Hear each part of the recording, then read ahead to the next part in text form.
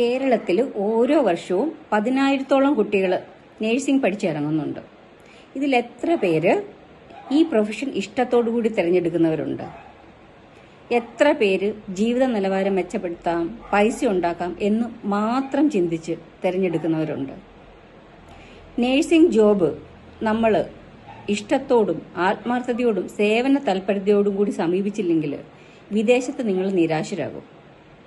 നാട്ടിൽ നമ്മൾ നിസാരം എന്ന് കരുതിയേക്കാവുന്ന പല കാര്യങ്ങളും വിദേശത്ത് ഹോസ്പിറ്റലിൽ നിങ്ങൾ ചെയ്യുമ്പം നിങ്ങളുടെ രജിസ്ട്രേഷൻ വരെ ക്യാൻസൽ ആക്കാവുന്ന ഒരു കാര്യമായി തീരാൻ സാധ്യതയുണ്ട്.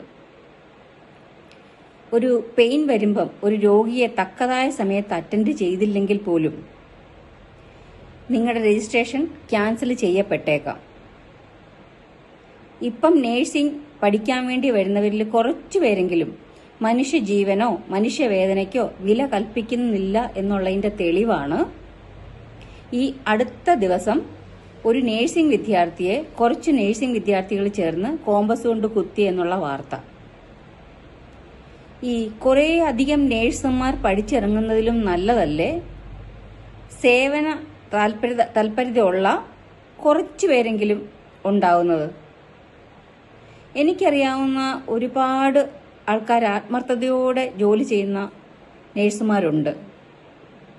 ഈ പൈസ മാത്രം നോക്കി വിദേശത്ത് പോയിട്ട് ദയവ് ചെയ്ത് അവരുടെ പേര് നശിപ്പിക്കരുത്.